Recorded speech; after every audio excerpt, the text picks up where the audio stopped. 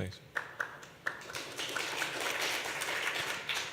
Peter Joseph, I work with Citizens Climate Lobby. Thrilled that you came to COP21 in Paris. I heard your talk at the Sorbonne calling for a carbon tax, and there's no question that that would help you and Solar City greatly.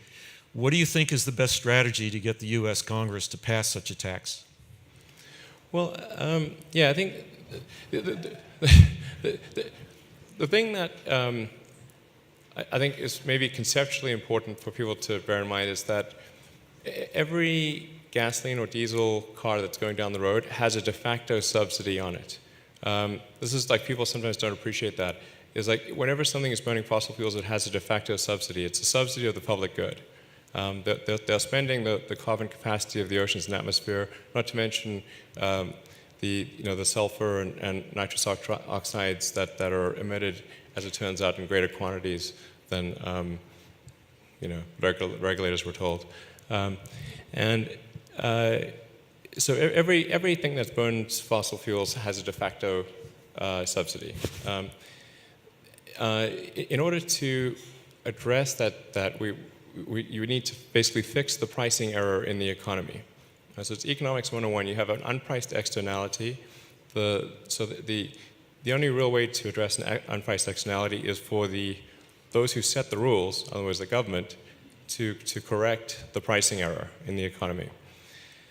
Now, in terms of the best way to address that, I think the thing that would be most palatable is a revenue-neutral carbon tax, so that just as we differentially tax things that are bad for us compared to things that are good, so we might tax and should we tax cigarettes and alcohol a lot more than we tax fruits and vegetables. Well, of course. And yet, ironically, we have the opposite situation going on in transport, for the most part. So basically those that are producing toxic emissions are doing so for free. It'd be like having no tax on cigarettes and alcohol. Well, that would make no sense.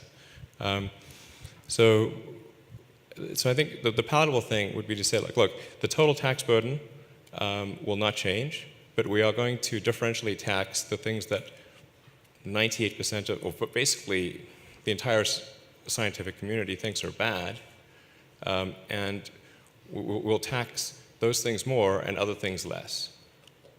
That seems like, but then that hopefully makes it less of a partisan issue, because then we're not increasing the size of government, we're simply adjusting what gets taxed versus not. And I think it's just common sense that you want to tax things where the overwhelming scientific opinion is that it's probably bad. Like, why would, the counterpoint to that makes no sense.